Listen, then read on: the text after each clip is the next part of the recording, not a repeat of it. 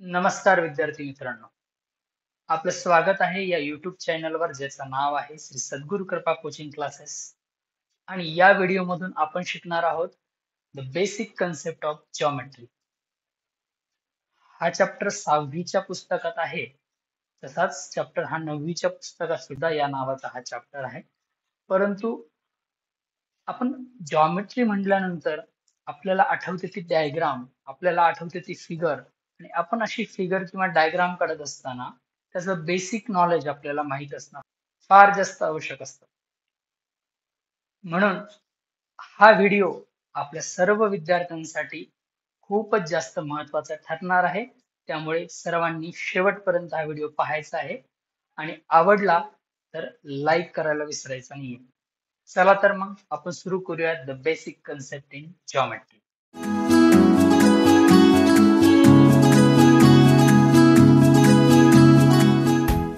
एकदम सुरुवातीला, एकदम स्टार्टिंगला जर आपल्याला जॉमेट्री म्हटल्यानंतर एकदम बेसिक त्याचा युनिट काय असेल तर तो म्हणजे असतो पॉइंट.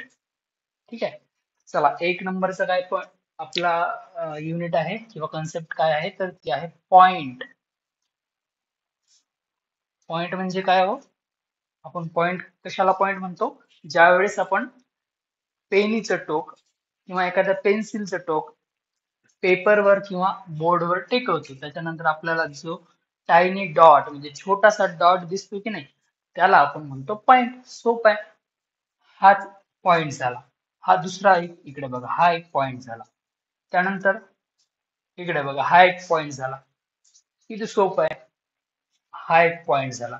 म्हणजे आपण पॉइंट म्हणल्यानंतर काय लिहिणार एकदम स्टार्टिंगला, तर अ टायनी डॉट, अ टायनी डॉट. त्यानंतर पहा, पॉइंट हा कसा आहे? Basic unit of geometry. It is the basic unit of geometry. सगळी जॉमेट्री त्याच्यापासून सुरू होते. The basic unit of geometry. बर, आता आपण इथे बोर्डावर वेगवेगळे 1 2 3 4 5 6 हे 6 पॉइंट काढले. आता हे 6 पॉइंट कुठल्या पॉइंटला मी जर म्हंटल ते बघा, तो पॉइंट तुम्हाला दिसतोय का? तर तुम्हाला तो, सर तुम्ही कुठल्या पॉइंट बद्दल म्हणतायत किंवा कुठल्या पॉइंट बद्दल बोलतायत, तर ते सांगता येणार नाही जोपर्यंत आपण त्या ठराविक पॉइंटला नाव नाही देणार तोपर्यंत. मग त्या पॉइंटला काय करावं लागेल? आपल्याला नाव द्यावं लागेल. हे नाव कसं देत असतो आपण पॉइंटला कुठल्याही? तर कोणत्याही पॉइंटला नाव देण्यासाठी आपण कॅपिटल लेटर्सचा वापर करत असतो. कसा? समजा या पॉइंटला मी नाव देईल कॅपिटल ए, या पॉइंटला समजा नाव दिलं बी, याला समजा नाव दिलं सी, याला नाव दिलं डी, याला अजून वेगळं काहीतरी पी पण देऊ शकतो, एम पण, कुठलाही कॅपिटल लेटर्स. कळलं का तुम्हाला? मग आता कशाला नाव देतो आपण? नेम्ड, म्हणजे a point is named by using a capital letters. A capital letter. कळलं का? मग चला आपण आता एका एका पॉइंटचे काय करूयात, नाव लिहूयात. कसे नाव लिहिणार? पहिल्या पॉइंटला म्हणणार पॉइंट ए, पॉइंट त्याला म्हणणार बी, पॉइंट बी. त्यानंतर पॉइंट सी, पॉइंट डी. अशा प्रकारे आपण काय करतो, नावं देत असतो. आता उरलेल्या 2 पॉइंटची नावं तुम्ही लिहाल, यात मला काही शंका वाटत नाहीये. ठीक आहे, चला तो तुमच्यासाठी होमवर्क. आता 2 नंबरचा कन्सेप्ट, जॉमेट्री मधली बेसिक कन्सेप्ट, ती काय आहे? ती म्हणजे आहे आपली line, LINE, line. Line, line म्हणजे काय? मॅथमॅटिक्सच्या भाषेमध्ये एका स्ट्रेट लाईनला लाईन असं म्हणतात. म्हणजे स्ट्रेट लाईन ही बघा अशी, अशा प्रकारची स्ट्रेट लाईन. फक्त त्या दोन्ही बाजूला त्याच्या काय असतं, तर त्याच्या दोन्ही बाजूला असतात एरोज. ही पण एक स्ट्रेट लाईन पहा. तिरपी दिसते तरी ती कशी आहे, स्ट्रेट आहे, अशी नाहीये. बर, दिस इज कॉल्ड लाईन. बर, लाईन म्हणजे काय? तर लाईन म्हणजे a straight line. A straight line. तर या लाईनच्या दोन्ही बाजूला काय आहे हो? दोन्ही बाजूला एरोज आहेत. आता या एरोजचा मिनिंग काय असतो? असे बाण का दाखवले, याचा अर्थ असा असा झाला की इकडचा जो बाण आहे याचा अर्थ असा आहे की ही लाईन या साईडला कितीही दूर जाऊ शकते, की अशी त्याची लेंथ वाढत वाढत जाणार त्या साईडला. आणि या साईडला सुद्धा याची लेंथ, या लाईनची लेंथ या एरोकडे या साईडला वाढत वाढत जाणार. म्हणजे थोडक्यात सांगायचं तर त्याच्या दोन्ही बाजूला काय असतात, हा आपला पहिला मुद्दा, की त्याच्या दोन्ही बाजूला एरो हेड्स असतात. काय असतात? Arrow heads. आणि या ऑन बोथ साइड. आणि या एरो हेड्स मुळे काय, ऑन बोथ साइड्स. आणि या एरो हेड्स मुळे काय होतं की ती लाईन, त्याची लेंथ अशी इनफायनाइट असते. त्याला काही अंत असतो का? नाही. दोन्ही साइडला ती इनफायनाइटली एक्सटेंड होऊ शकते.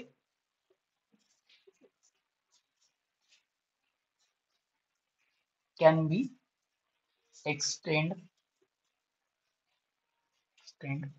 on both sides infinitely.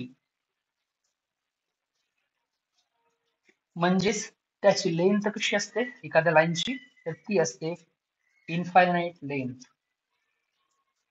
Infinite length. चला, तुम्हाला कळलं का आता?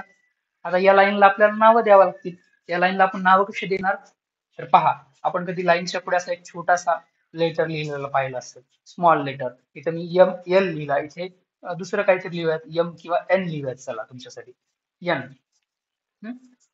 म्हणजे ही एक पद्धत असते. एक पहिल्या पद्धतीने ह्या लाईनला कशी नाव देतो आपण? स्मॉल लेटर्सचा यूज करू. म्हणजे याला म्हणणार लाईन एल, याला म्हणणार लाईन एन, अशा पद्धतीने. आणि दुसरी एक पद्धत असते या लाईनला नाव देण्याची. कोणती? तर या लाईनवरचे कुठलेही दोन पॉइंट्स आपण घेतो. म्हणजे फॉर एक्झाम्पल याच्यावरचा एक पॉइंट ए आणि दुसरा पॉइंट बी घेतला आपण, तर त्याचा वापर करून, त्या पॉइंटच्या नावाचा वापर करून आपण त्या लाईनला आपण नाव देऊ शकतो. त्यानंतर याच्यावर बघा, हा पी घेतला, हा मी क्यू घेतला, आणि हा आर. आता 3 पॉइंट घेतल्यानंतर कुठल्याही दोन पॉइंटची नावं घेऊन आपण त्या लाईनला सुद्धा नाव देऊ शकतो. म्हणजे नावं देण्याची किती पद्धती आहेत? दोन पद्धती. एक तर by using small letters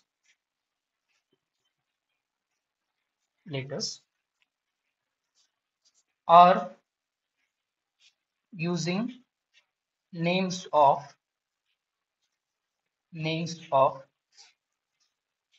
any two points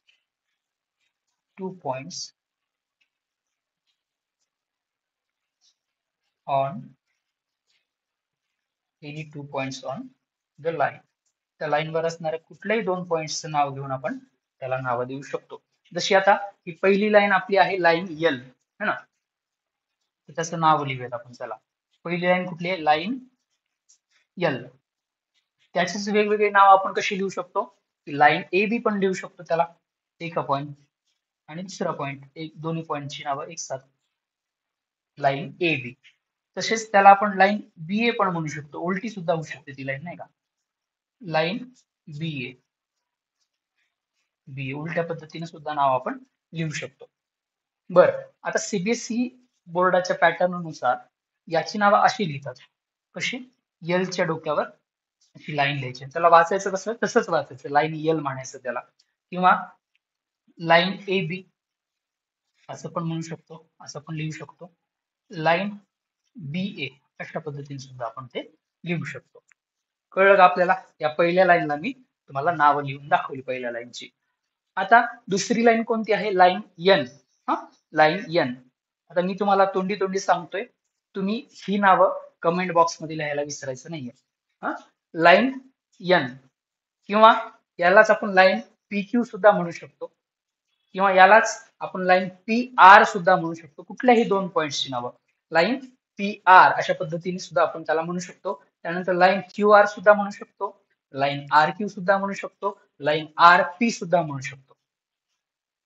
या लाईनची सर्व नावे तुम्ही कमेंट बॉक्समध्ये लिहायला विसरायचं नाही बरं का. चला, आता तुम्हाला लाईन कळली, तुम्हाला सुरुवातीला पॉइंट कळला, लाईन सुद्धा कळलेली आहे. आपण आता पुढच्या कन्सेप्ट कडे जाणार आहोत. पुढची कन्सेप्ट कोणती आहे आपली, तर ती आहे लाईन सेगमेंट.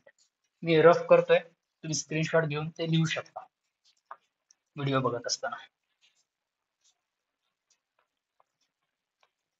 चला, कुठल्या दुसरा झाला लाईन, तिसरा कुठला आहे आपला, लाईन सेगमेंट.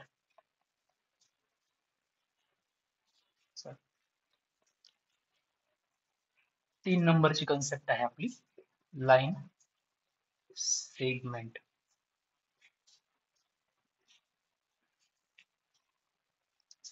आता पहा, या लाईनला आपण नाव काय दिलं, लाईन ए बी सुद्धा याला आपण म्हटलं, लाईन बी ए सुद्धा म्हटलं. बरं, लाईन ए बी म्हटलं म्हणजे ही या लाईन याची सुरुवात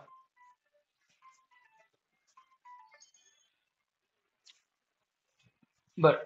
चला इकडे बघा, आता या लाईन्सला आपण नाव कसं दिलं, लाईन ए बी असं नाव दिलं की नाही याला. म्हणजे याचा अर्थ असा झाला का की ती लाईन ह्या साईडला ए पर्यंत संपली आणि या साईडला बी पर्यंत संपली, तर याचा अर्थ असा नाही झाला. याचा अर्थ काय, की लाईन ए बी जरी आपण म्हटलं तरी सुद्धा या बाजूला ए च्या पुढे लाईन एक्सटेंड होऊ शकते डाव्या बाजूला, आणि उजव्या बाजूला सुद्धा बी च्या नंतर सुद्धा लाईन एक्सटेंड होऊ शकते, कारण ती कशी आहे, इनफायनाईट आहे. बर, मग आपण काय केलं आता माहितीये का, ह्या ए आणि बी या पॉइंटवर या लाईनला कट केलं. काय केलं, कट केलं, आणि तेवढा तुकडा आपण इकडे ड्रॉ करूया, ए पासून बी पर्यंत, ए पासून बी पर्यंत. या खालच्या लाईनला सुद्धा, लाईन एन ला सुद्धा आपण काय केलं, की पी पासून क्यू पर्यंत कट केलं. पहा, थोडा लहान मोठं होऊ शकतं, परंतु तुम्ही कन्सेप्ट कडे लक्ष द्या. पी क्यू, आणि दुसरा तुकडा आपण पाडला क्यू पासून आर पर्यंत. बर, मग हा काय झाला, हे सगळे झाले लाईन सेगमेंट. काय हो, लाईन सेगमेंट. कारण सेगमेंट या शब्दाचा अर्थच असा असतो की तुकडा किंवा पार्ट. म्हणजे लाईन सेगमेंट म्हणजे काय, की it is a part of line. पहिला मुद्दा आपला काय, लाईन सेगमेंट म्हणल्यानंतर पहिला मुद्दा कुठला आला, it is a part of line. Part of line, लाईनचाच एक पार्ट आहे तो. कसं, आपण एका पॉइंट पासून दुसऱ्या पॉइंट पर्यंत, ए पासून बी पर्यंत, पी पासून क्यू पर्यंत, किंवा क्यू पासून आर पर्यंत, नाही का. म्हणजे यालाच आपण काय म्हणू शकतो, लाईन सेगमेंटला distance between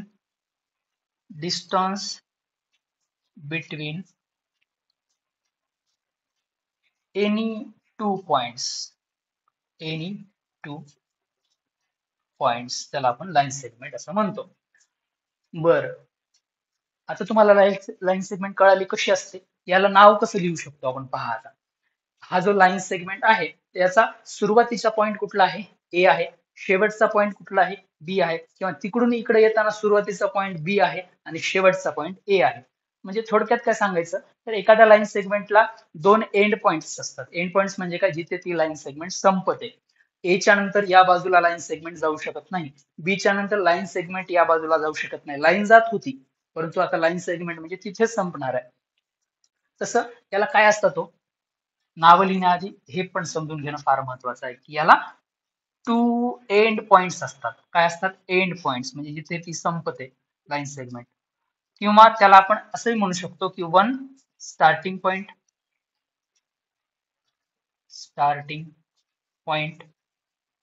and one end point. One starting point and one end points. मग आपण या लाईन सेगमेंटची नावं कशी लिहितो, तर दोन्ही एंड पॉइंट्सची नावं एका पाठोपाठ लिहितो, आणि त्याच्या सुरुवातीला सेगमेंटचा एस ई जी सेग हा जो शॉर्ट फॉर्म आहे तो आपण वापरतो. कशा पद्धतीने, पहा, हा सेगमेंट, लाईन सेगमेंट जो ए बी आहे त्याचं नाव असं लिहितो आपण, सेगमेंट ए बी, किंवा त्याला उलट पण नाव लिहू शकतो आपण, सेगमेंट बी ए किंवा एनसीआरटीच्या सीबीएसईच्या पॅटर्न मध्ये याला ए बी च्या डोक्यावर एक सेगमेंट काढायचं, त्याला म्हणायचं सेगमेंट ए बी. त्यानंतर बी ए लिहायचं, त्याच्या डोक्यावर एक छोटासा सेगमेंट काढायचा, सेगमेंट बी ए. अशा पद्धतीने त्याची नावं लिहू शकतो. परत या सेगमेंट पी क्यू ची नावं, segment P Q, segment Q P. आणि या फॉर्म मध्ये त्याला पी क्यू च्या डोक्यावर एक सेगमेंट, त्याला सेगमेंट पी क्यू, किंवा क्यू पी च्या डोक्यावर एक सेगमेंट, त्याला सेगमेंट क्यू पी. उलट सुलट नाव चालतं. आणि हा जो एक सेगमेंट आहे त्याचं नाव आता तुम्ही लिहू शकता, नाही का? चला, आता आपल्याला पॉइंट कळलं, आपल्याला लाईन कळली, आणि आपल्याला लाईन सेगमेंट कळलं. बरं, लाईन सेगमेंटचा आणखीन एक पॉइंट आपल्याला महत्वाचा वाटतो. तो कुठला पॉइंट?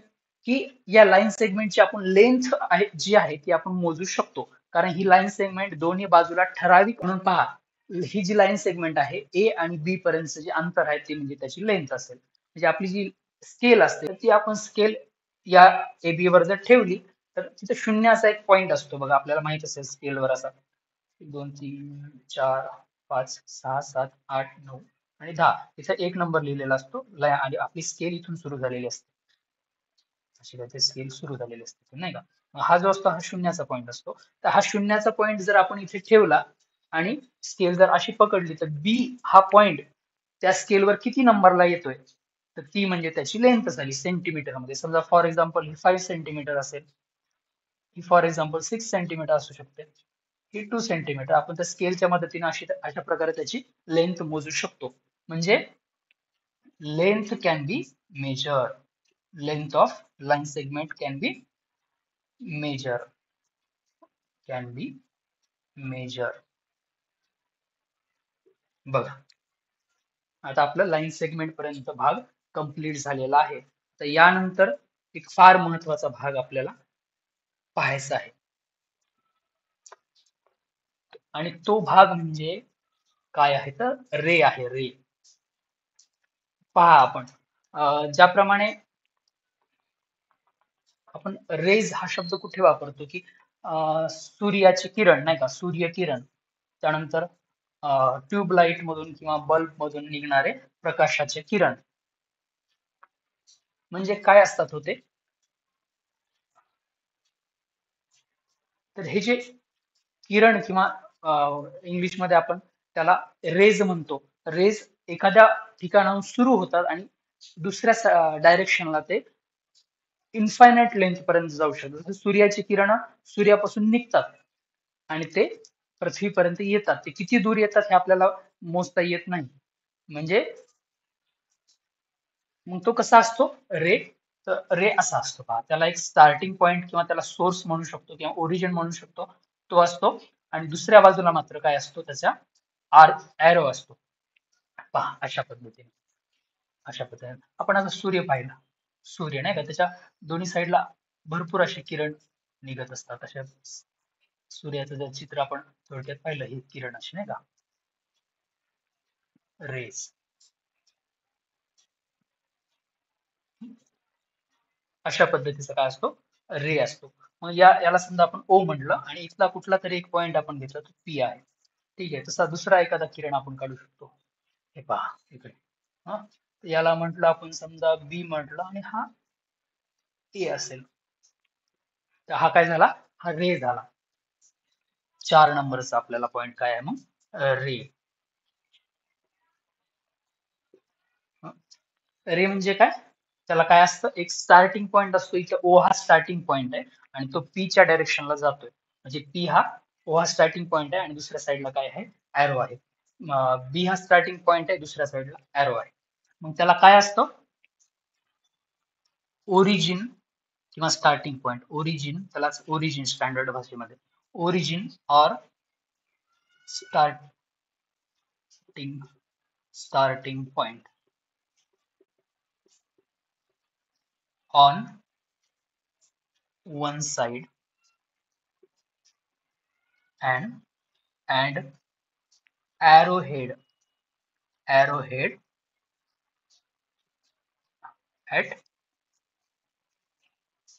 another side. साइड.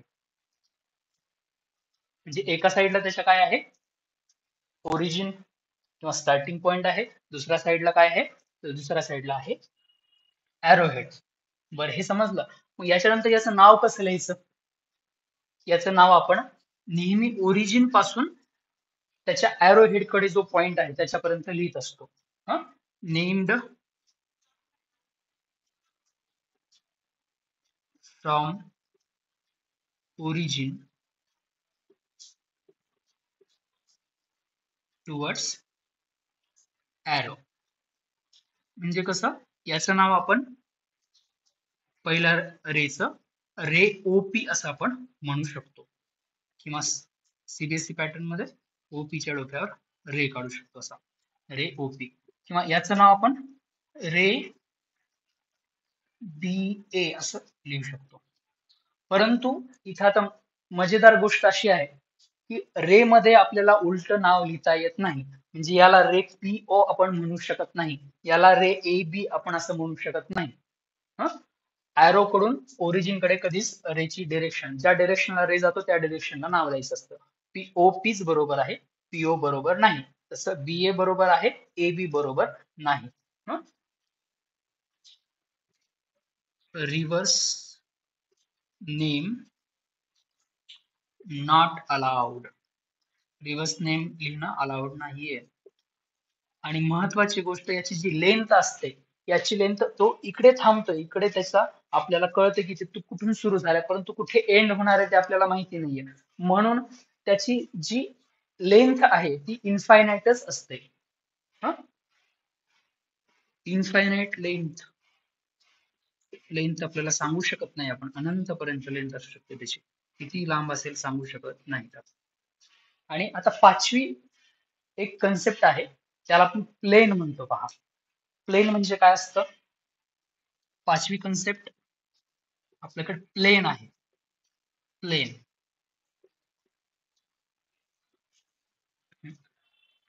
तर प्लेन म्हणजे काय, तर जॉमेट्रीच्या किंवा मॅथमॅटिक्सच्या भाषेमध्ये प्लेन म्हणजे हा एक फ्लॅट सरफेस असतो. म्हणजे तो ओबड धोबड नाही बरं का, फ्लॅट सरफेस. म्हणजे एकदम, आपल्याला मराठीत काय म्हणता येईल त्याला, एकदम सपाट अशी जमीन किंवा एकदम सपाट असा जो पृष्ठभाग असतो त्याला आपण काय म्हणतो, एखादा प्लेन असं म्हणतो.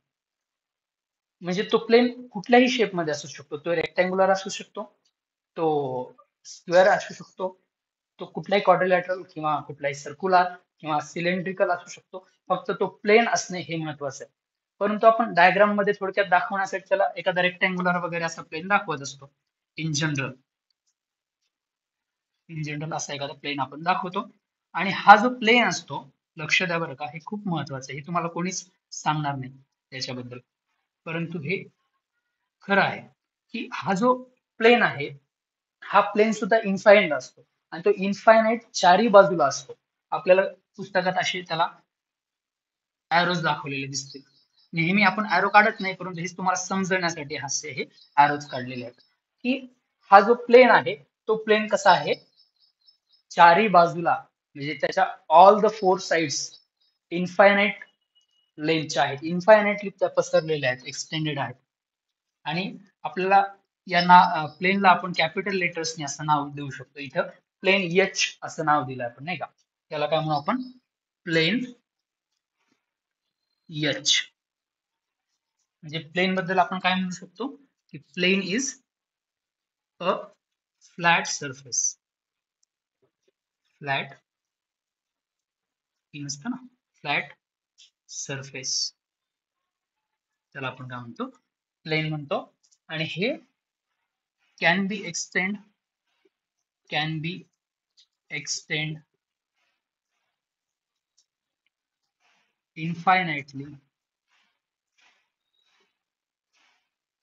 infinitely on all the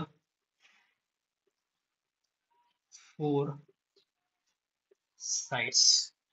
म्हणजे सगळ्यात चारी सुद्धा साईडला तो इन्फायनाइटली काय होईल, हे एक्सटेंड होऊ शकतो. तर अशा पद्धतीचा हा प्लेन. आता हा तुम्हाला व्हिडिओ कसा वाटला ते नक्की सांगायला विसरू नका. आणि व्हिडिओ आवडला असेल, याच्यातून तुम्हाला काही शिकायला मिळाले असेल तर लाईक करायला विसरू नका. आणि या चॅनलला सबस्क्राईब करा, कारण अशी नवीन नवीन व्हिडिओ आपल्याला याच्या पुढे आपल्याला बघायला मिळणार आहेत. हा बेसिक कन्सेप्ट इन जॉमेट्री, याच्यामध्ये सगळे कन्सेप्ट आपण बेसिक पाहिलेले आहेत, एकदम बेसिक बेसिक. आता याच्या नंतरच्या पार्ट 2 मध्ये आपण इंटरसेक्टिंग लाईन्स काय असतात, कॉन्करंट लाईन काय असतात, पॅरलल लाईन्स म्हणजे काय असतात, आणि एका पॉइंट मधून किती लाईन जाऊ शकतात, अशा पद्धतीच्या ज्या लाईन्स बद्दल बेसिक कन्सेप्ट आहेत ते आपण याच्या पुढच्या व्हिडिओमध्ये पाहणार आहोत. तर स्टे ट्यून्ड.